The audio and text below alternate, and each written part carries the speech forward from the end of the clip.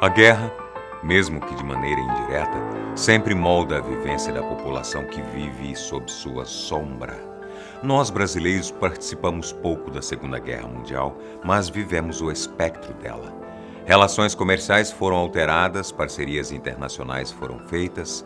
Mesmo que imperceptivelmente, esse tipo de mudança sempre alcança a faceta social de uma nação. Você logo vai entender onde queremos chegar. Mas antes precisa entender esse tipo de alteração que acontece.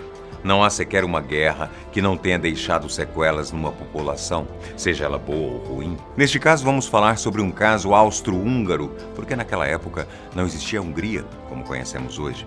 A guerra promoveu por lá o aparecimento de assassinas impiedosas que, em grande maioria, nunca tinham botado o pé para fora da Hungria e nunca tinham matado ninguém. Elas são chamadas de as fabricantes de anjos de Nagirev. Inicialmente, apenas 2 faziam o trabalho sujo, mas a prática se tornou habitual e tomou proporções enormes. Esteja preparado para conhecer essa incrível história. Eu sou Boco. Você é bem-vindo ao canal Fatos Desconhecidos.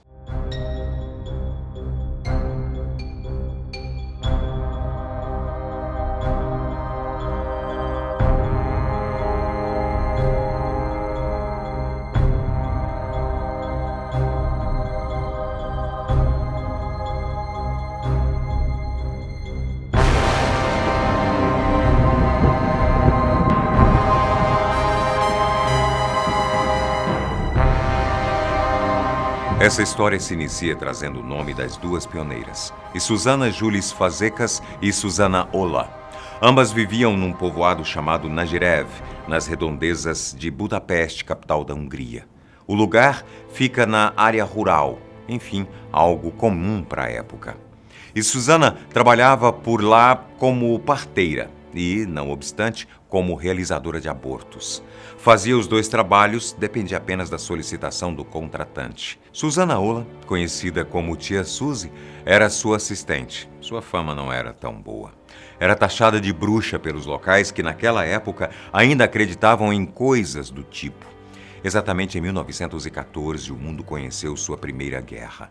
E a Hungria estava atolada até a cabeça no meio dela. Por conta disso, muitos homens do país foram convocados a lutar por seu país, até aqueles dos lugares mais afastados, exatamente o caso de Nagirev. Toda a estrutura social criada por ali até então entrou em ruínas. Por um bom tempo, famílias se viram desamparadas. Não sabiam se teriam seus homens de volta e, se eles voltassem, em que condição seria. Esse tipo de medo assolou o pensamento coletivo da população por um bom tempo, mas não muito tempo depois as coisas foram se normalizando. Soldados voltavam às suas antigas residências, de pouco em pouco, até que a guerra tivesse seu fim. Isso aconteceu no finzinho de 1918. Esse período de sombra causou um grande rastro de desgraça no mundo. Muita gente morreu, muita gente se feriu gravemente, entre outras mazelas. Os soldados húngaros sentiram isso na pele e na mente. Uma grande parcela deles voltou com vistosos problemas de saúde. Alguns tiveram membros amputados, outros perderam parte deles, poucos ficaram sem um dos sentidos, tal como a visão, a audição ou mesmo o olfato. E em grande maioria, os seus comportamentos foram alterados. Haviam voltado com um novo tipo de consciência. Pareciam bem mais temperamentais e, mais do que isso, violentos.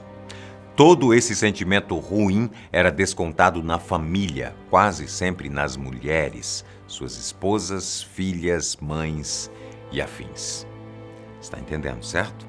Então vale fazer um adendo. Durante o período de guerra e consequente afastamento dos homens do local, as mulheres também tiveram uma mudança de comportamento. Prisioneiros das batalhas desfilavam pela região e, ao que os relatos dizem, faziam sucesso entre as donzelas abandonadas pela força da Primeira Guerra Mundial. Esse processo fez com que houvesse uma abertura moral por lá. Mulheres mantinham amantes enquanto a guerra acontecia. Ou seja, uma vila que antes tinha um código de conduta moral bem estabelecido, alterou um pouco esse rumo. Quando os homens voltaram, também mudados, as mulheres não se viam tão satisfeitas quanto antes, naquele período antes da guerra. Nesse ponto, aquelas mulheres entram em ação. Susana e tia Suzy tinham um grande respeito da população local. Eram parteiras e aborteiras, mas eram as únicas profissionais de saúde, por assim dizer, que habitavam a região. Sem aquelas mulheres, não tinha uma pessoa sequer para tratar a saúde de alguém por lá.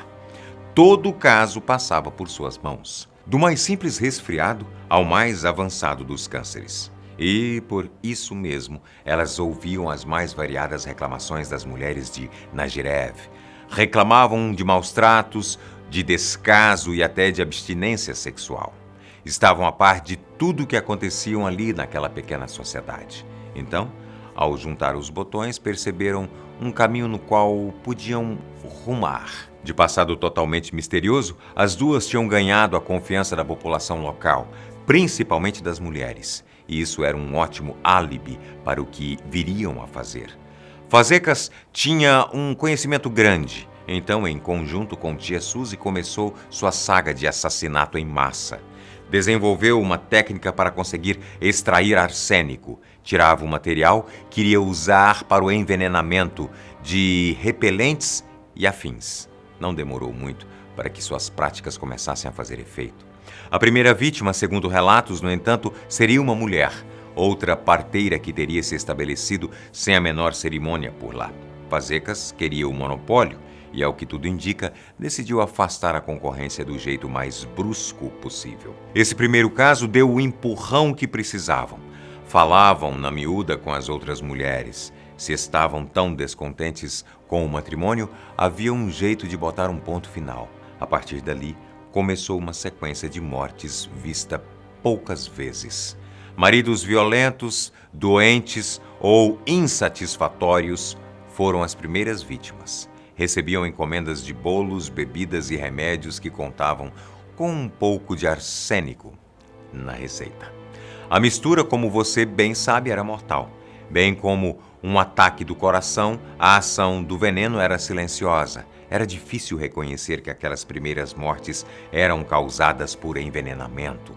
Aqueles homens tinham voltado da guerra com nervos à flor da pele, com problemas de saúde irremediáveis e, em boa parte, com enormes sequelas da guerra no corpo. Então, por que alguém acreditaria que uma morte silenciosa não fosse causada por consequência das batalhas tão vividas das quais eles tinham participado? E assim foi acontecendo. Mulheres insatisfeitas continuavam como suas clientes. Algumas delas se tornaram parceiras de negócio. Como os pedidos vinham se acumulando, não havia motivo para não aumentar o quadro de funcionários. Estima-se que, em certo momento, mais de 30 mulheres estivessem envolvidas. A saga de envenenamento começou lá em 1914, mas se perdurou por mais 15 anos. Nesse período, além dos maridos, outras vítimas eram feitas.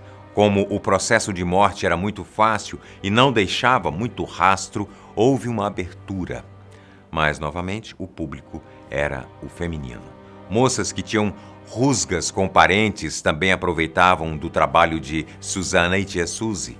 Compravam os materiais envenenados para darem a pais excessivamente preocupados, a irmãos violentos. Enfim, a coisa tomou uma proporção grande. Há casos, inclusive, delas se envenenarem entre si. As coisas ficaram meio fora de controle. Havia uma grande quantidade de mulheres no trabalho, bem como existia uma demanda grande de serviços. Uma hora, essa conta não ia bater. Isso aconteceu. Em determinado momento, não bateu. As pessoas não desconfiavam do que vinha acontecendo porque Susana tinha um álibi mais que forte. Seu primo trabalhava na área de autópsia da cidade, ou seja, podia maquiar os números, as informações. Deixava passar casos de envenenamento, tratava como causa natural ou alguma coisa parecida. Relatos dizem que 2 casos fizeram com que o projeto assassino de Suzy e Susana fosse cessado. Primeiramente, um estudante de medicina teria encontrado um corpo num rio com elevadíssima taxa de arsênico. No outro caso, uma enfermeira chamada Isabel teria envenenado 2 homens que, surpreendentemente, conseguiram sobreviver. Engasgados com a tentativa clara de assassinato, eles teriam pegado Isabel, que indicou outra mulher do esquema, a senhora Bukenovski. Para não sofrer mais consequências, entregou Susana. Então, com a polícia na cola, eles foram à casa da chefe do esquema. Ela se viu encurralada à medida em que via as autoridades se aproximarem. Não tinha onde e como se esconder. Veja só, teremos que fazer um trocadilho infame, mas que não poderia ficar fora daqui. Susana provou do seu próprio veneno. Para não viver nas amarras da lei, preferiu ceifar sua vida por conta própria. Mas antes disso, a polícia tinha arquitetado um plano. Havia seguido ela a fim de achar todas as suas cúmplices e, pelo visto, fez isso bem certo. Prendeu uma grande quantidade de mulheres. Todas elas estiveram envolvidas de alguma maneira nos casos. Como já dissemos, depois de realizar a prisão, cercaram Susana, que acabou por tirar a própria vida. Algumas receberam condenações à morte, caso de tia Suzy. Outras passaram o resto da vida atrás das grades. E as que tiveram menos envolvimento receberam penas mais leves. Mas todo esse caso, durante os 15 anos, resultou na morte de 300 pessoas. O Arsênico e Susana, é claro, mataram mais do que algumas batalhas de guerra.